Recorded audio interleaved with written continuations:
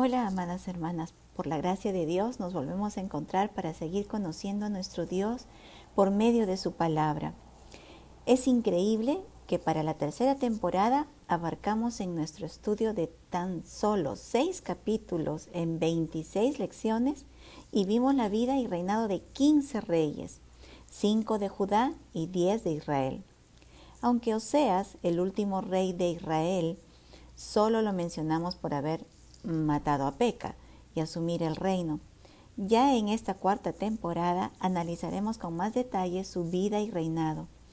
En estos 6 capítulos observamos un poquito más de 100 años, un siglo, y vimos la poderosa mano de Dios mostrándose como soberano absoluto a través de la historia.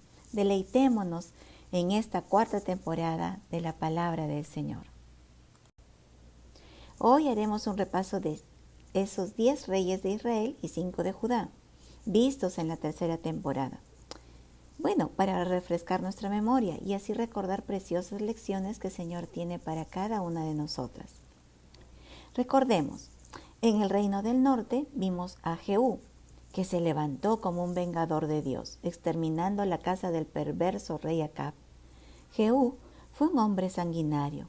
Excedió lo que el Señor había señalado como juicio de Acab, y por ello su dinastía solo duró 4 generaciones, conforme a la palabra del Señor por medio del profeta, cuando dijo en Oseas 1:4, dándole el juicio a la casa de Jehú. ¿Qué dice la palabra? Y le dijo Jehová, ponle por nombre Jezreel, porque he aquí a poco yo castigaré a la casa de Jehú por causa de la sangre de Jezreel y haré cesar el reino de la casa de Israel. Esto lo dijo el profeta Oseas en el capítulo 1, verso 4. Ahora, aquí hay un misterio. ¿Dios usó a Jehú para cumplir su palabra contra Acab? Por cierto que sí. Otra pregunta. ¿Dios tuvo misericordia de él permitiendo que reinara hasta su 4ª generación? Sí, indudablemente, pero también dándole tiempo para buscar la verdad, pero al mismo tiempo puso juicio sobre su descendencia por cuanto no atendieron a la palabra del Señor. Qué tristeza, teniendo tan cerca a Eliseo y a otros profetas. Ahora, ciertamente, Jehú en su puesto celo por Jehová aniquiló a los profetas de Baal, que Acab y Jezabel, la perversa, habían puesto como religión oficial en Israel. Esto fue bueno para el pueblo de Israel, pero el problema está en que Jehú no conocía al Señor. Pudo haber acabado con todos los profetas de Baal, pero su fe en Dios no se basaba en las Escrituras, sino en una religión de tradición, aquella que estableció Jeroboam, hijo de Nabat, el que hizo pecar a todo Israel con una religión paralela, que aunque mencionaban el nombre de Jehová y algo de referencia tenían sobre él, su fe era vana, pues se basaba en pensamientos de hombre y no conforme al escrito está, lo cual condujo al error por 100 años al pueblo de Israel hasta Jehú.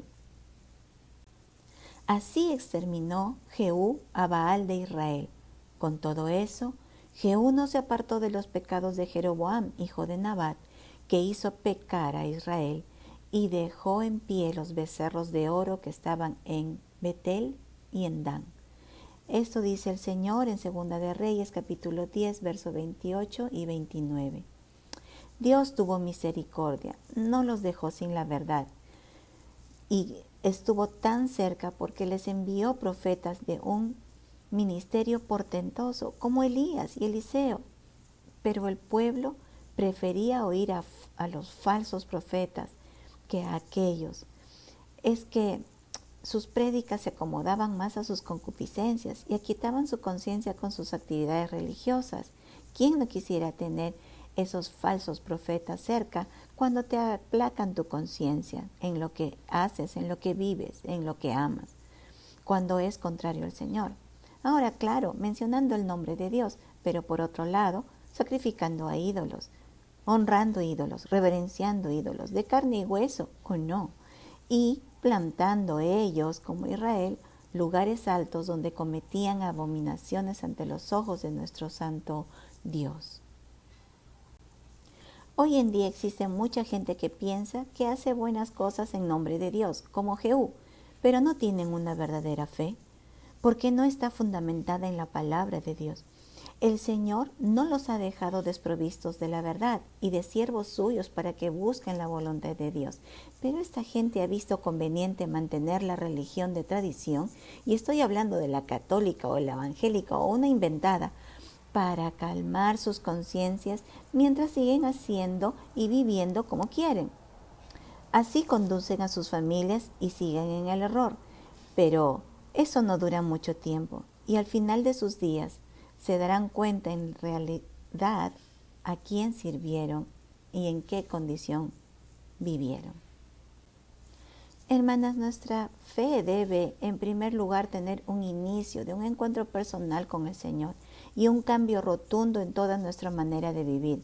Vivir conforme a las Escrituras, no en base a lo que nos parece que es bueno, sino en base a la palabra de Dios. De lo contrario, seguimos el mismo lado de condenación, porque no hemos conocido la verdad. Así como Jehú y su descendencia, y ajenos a Dios anduvieron todos los reyes de Israel, uno peor que su anterior. ¿Cuál fue el pecado de Israel? No volverse a las Escrituras y contentarse con un culto paralelo a la verdad. En cuanto a Judá, el reino del sur, vimos a Joás, que fue salvado por Josaba del exterminio de toda la descendencia real de la línea davídica, ordenado por la reina malvada Atalía. Joás, mientras estuvo bajo la compañía del sacerdote Joiada, andaba en recto camino, pero una vez que Joiada partió a la presencia de Dios, porque era un creyente verdadero, Joás sacó a relucir su verdadera identidad. No era de Cristo, pero sí tuvo una disciplina encomiable para dar la apariencia de un creyente. Qué triste realidad de una persona que simula ser por mucho tiempo alguien que no es. Qué tormentosa debe ser esa vida. Sabemos que una vida de apariencia no dura mucho tiempo. Todo queda al descubierto en el tiempo de Dios.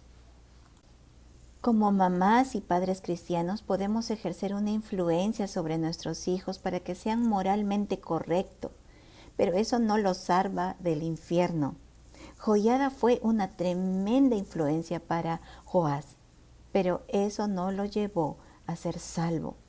Tenemos que clamar de rodillas al Padre por su salvación, por la salvación de nuestros hijos, de nuestros nietos, para que aun cuando hayamos partido de esta tierra a la patria celestial, nuestros hijos permanezcan en la fe, por haber experimentado el nuevo nacimiento y haber sido sellados por el Espíritu Santo para una vida eterna con Cristo. También vimos a Amasías, hijo de Joás, que su corazón no fue del todo recto delante del Señor, y Dios lo disciplinó por no depender del consejo de Dios y hacer conforme a los deseos de su corazón. Claro que sufriendo pérdidas, pero al mismo tiempo arrastrando a su pueblo a recibir las consecuencias de sus malas decisiones. ¿Acaso esto no puede pasar en nuestras vidas? Sí, claro que puede pasar. Dejemos de buscar al Señor en su palabra y contentémonos en vivir, entre comillas, honradamente, y veremos cómo nos va. Lo malo es que en el camino de nuestra soberbia y falta de dependencia del Señor, arrastraremos a nuestras familias al error y a las consecuencias de la disciplina de Dios, si es que somos verdaderas hijas de Dios. Si no, lo que nos espera es más triste aún. Azarías o Usías, otro rey de Judá, hijo de Amasías, empezó bien en los caminos del Señor, pero tan pronto no le bastó, no le llenó su función de rey, también quiso tomar para sí un llamado que no le correspondía y el Señor no lo dejó sin castigo. Él tomó el incienso del templo, que solo le correspondía a los levitas, trajo para sí lepra hasta el último día de su vida sobre esta tierra. Murió sin honra, lejos de los que amó, porque él tenía que salir fuera del campamento o fuera de la ciudad por ley mosaica. Cuán peligroso es usurpar un cargo y encargo que no nos corresponde. Jotam tuvo que asumir el reino apresuradamente por cuanto su padre ya no podía ejercer el gobierno por causa de su lepra. Este es uno de los reyes que realmente temió al Señor. Reinó pocos años, 16. Es uno de los reyes que me gustaría conocer cuando esté en la eternidad. Hizo lo recto delante de los ojos de Jehová. El Señor se lo llevó pronto, pero fue un buen rey para Judá. Su vida reflejó una dependencia genuina de Dios. Él restauró la puerta de acceso al templo desde su palacio y de hecho que lo hizo para buscar al Señor allí en oración. Y no me extrañaría que conversara con los sacerdotes para hallar sabiduría en la palabra, para conducir su vida y su reino. Nosotros no sabemos cuánto tiempo nos dejará el Señor sobre esta tierra, sea mucho o sea poco. Seamos de buen testimonio a los que nos rodean, para que busquen al Señor en santidad y dependencia de Él. Por último, vimos en la tercera temporada a Acaz. Se podría decir que fue el peor rey de Judá. Este trajo idolatría a Jerusalén y tuvo al sacerdote Urías que lo secundó en su desvarío. Cometió múltiples abominaciones hasta entregar a su hijo a Moloc para ser quemado vivo. ¿Se imaginan? ¿Cómo pudo un hijo de Jotam, un siervo de Dios, caer tan bajo? Es que ya lo hemos dicho, la salvación es personal y debemos entender que la educación de casa no tiene poder para frenar la carne del incrédulo. Así que debemos orar para que sea el Espíritu Santo que toque la vida de nuestros hijos, porque aunque hayamos sido buen ejemplo de vida cristiana, si ellos no se convierten verdaderamente a Cristo el Señor, no sabemos. No sabes, hermana, hasta dónde puede llegar con su pecado. Qué tremenda tarea que tenemos como mamás. No solo dar buen testimonio de fe a nuestros hijos día a día, sino batallar en oración para que sean salvos por la soberana gracia de Dios. Debemos nosotros caer de rodillas por amor a ellos todo el tiempo, para que el Señor en su misericordia toque sus corazones y cambie ese corazón de piedra por uno de carne, para que se rindan al Señor y tengan vida, vida en abundancia en esta tierra y vida eterna con Cristo para siempre. Él es el Señor, de Él pertenece la salvación y Dios es poderoso para salvar. Tengamos que estar entonces clamando por las vidas de nuestros hijos, de nuestros nietos, de aquellos que conocemos y aún más allá. El Señor les bendiga. Nos vemos en la próxima lección.